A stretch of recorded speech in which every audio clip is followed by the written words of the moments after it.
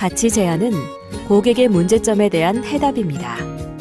스타트업 창업자들은 제품이나 서비스를 통하여 이 해답을 고객에게 전달함으로써 고객에게 만족감을 제공하고 고객으로부터 수익을 획득하게 됩니다.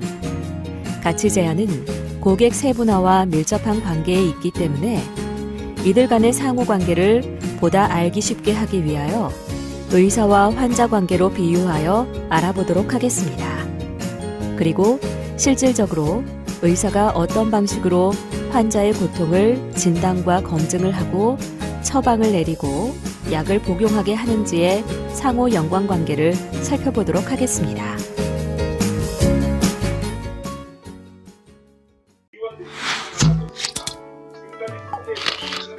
본격적인 학습에 들어가기에 앞서 다음 질문에 대해 자신의 의견을 작성해 보세요.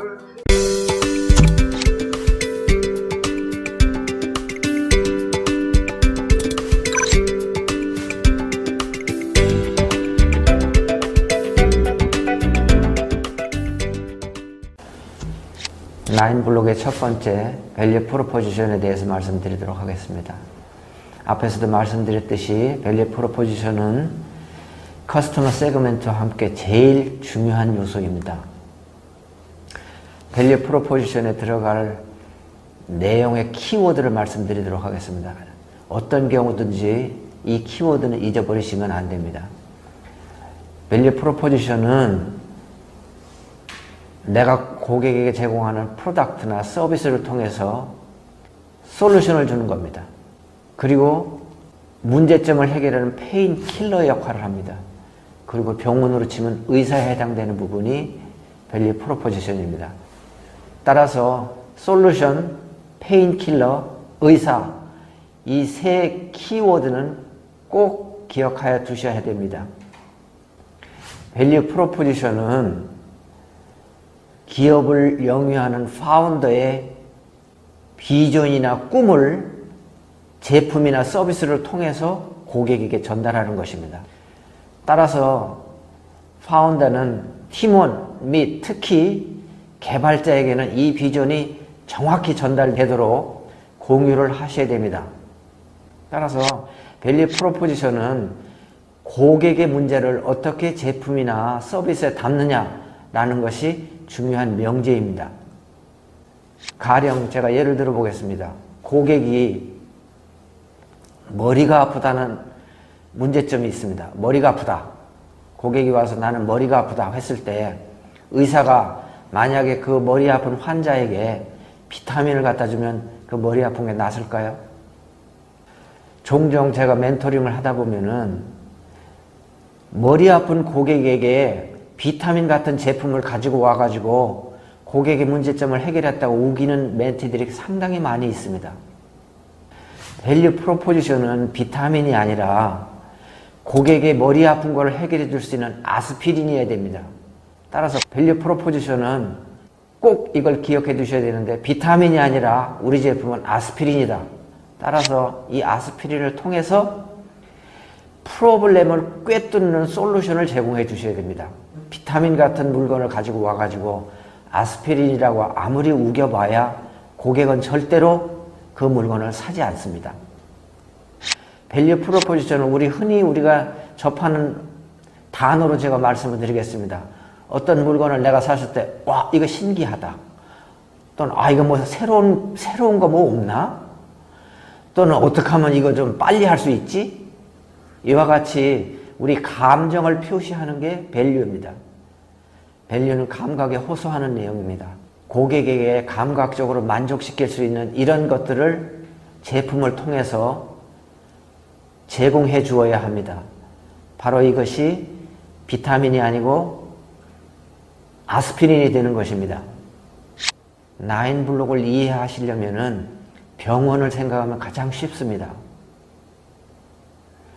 환자는 고객입니다. 환자는 모두 다 문제점이 있기 때문에 의사를 찾아온 것입니다. 가령 머리가 아프다든지 눈이 아프다든지 배가 아프다든지 하는 프로블렘을 가지고 있습니다. 문제점을.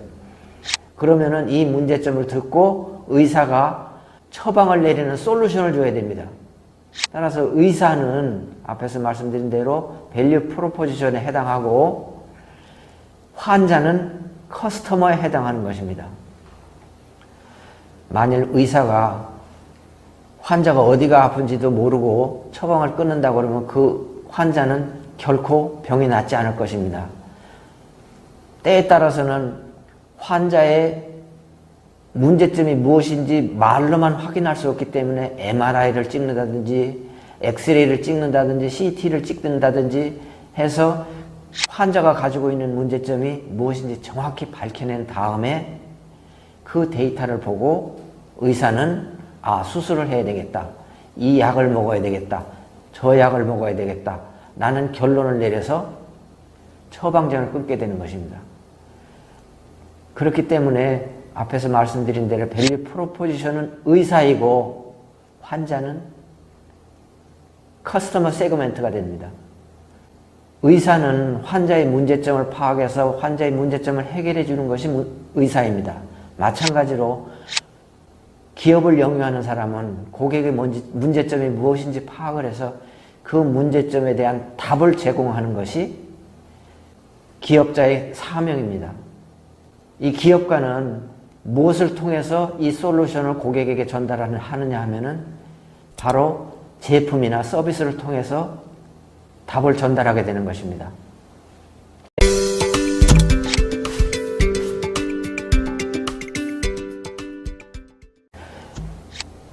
비즈니스 모델 캔버스와 함께 또 하나의 캔버스가 하나 있습니다.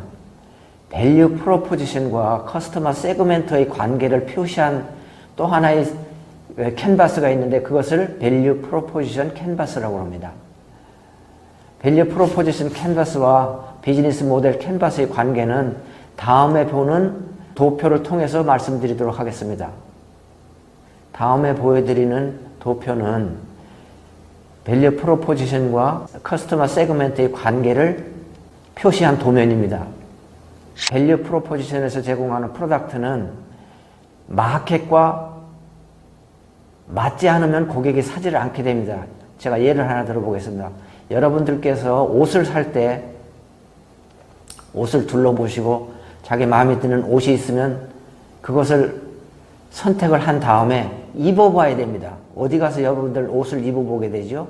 피팅룸이라는 룸에 들어가서 입어보고 이 옷이 내게 잘 맞으니까 내가 사야 되겠다. 이렇게 결론을 내리게 됩니다.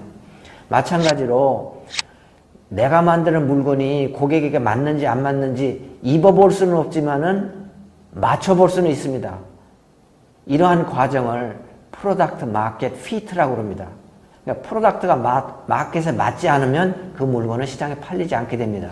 이 관계를 프로덕트 마켓 피트, 밸류 프로포지션과 커스터머 세그먼트의 관계의 제일 중요한 용어입니다. 이것을 달리 표현해 보겠습니다. 프로덕트는 솔루션이고 마켓은 프로블렘입니다. 그래서 프로블렘 솔루션 피트라고 달리 부릅니다. 그러니까 프로블렘 솔루션 피트나 프로덕트 마켓 피트는 같은 의미입니다. 이 관계를 비즈니스 모델 캔버스와 밸류 프로포지션 캔버스의 관계를 표시한 것이 지금에 보여드리는 이 도표입니다. 밸류 프로포지션을 확대해서 그리면 솔루션, 게인 크리에이터, 페인 킬러 이렇게 표현할 수가 있습니다. 그리고 커스터머 세그먼트를 좀 확대해 보면은 여기는 요구하는 것이 프로블렘이고 게인이고 페인입니다. 이 관계를 표시한 것이 밸류 프로포지션 캔버스입니다. 따라서 이 밸류 프로포지션 캔버스와 비즈니스 모델 캔버스의 관계를 이해하면은 나인블록을 거의 다 이해한 것이라고 말씀드려도 과언이 아닙니다.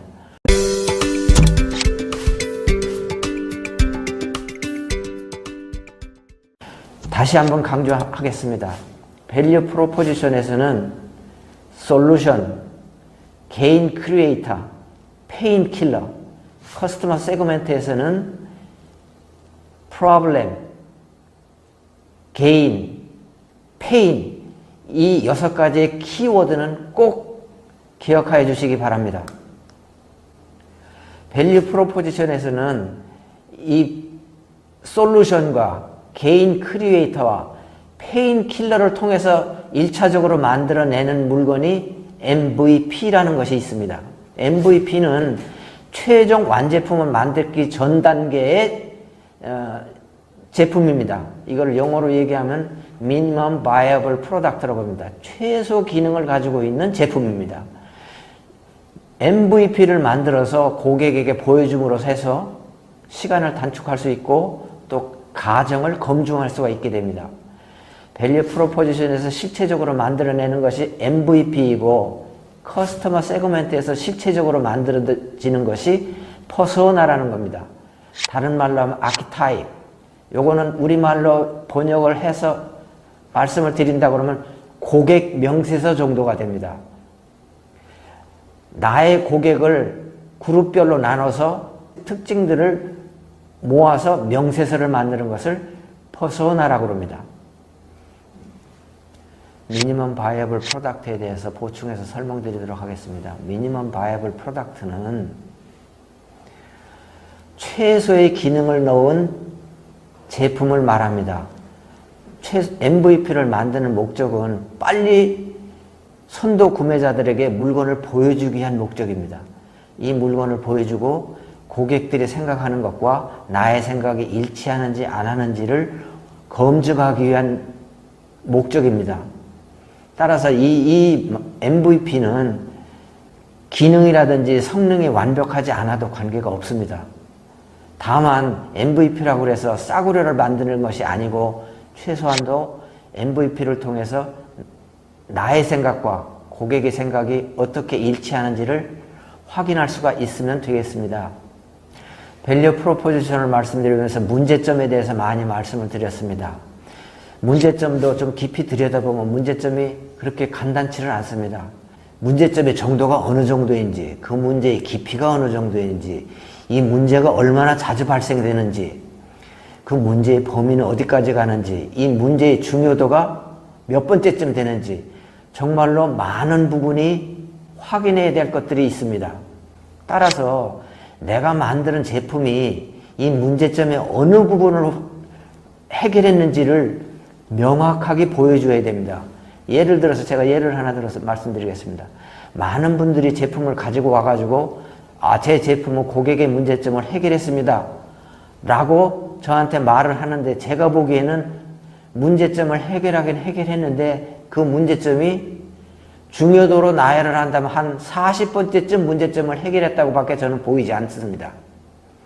만일에 여러분의 제품이 고객이 40번째 문제를 해결했다면 고객이 그 물건을 살까요? 최소한도 여러분의 제품은 고객의 문제점 우선순위 1번에서 5번에 들어가는 문제점을 해결해야만 고객이 그것을 살 것입니다. 따라서 문제점에 대해서 여러분들은 깊이 생각을 하고 과연 내 제품이 고객의 어느 문제점을 얼마나 심각한 문제점을 해결했는지 깊이 생각하고 그 문제점이 심각하지 않다고 그러면 다시 한번 생각을 하셔야 됩니다. 문제점에 이어 개인에 대해서 잠깐 말씀드리도록 하겠습니다. 개인은 내가 바라지 않던 거를 얻는 것을 개인이라고 합니다.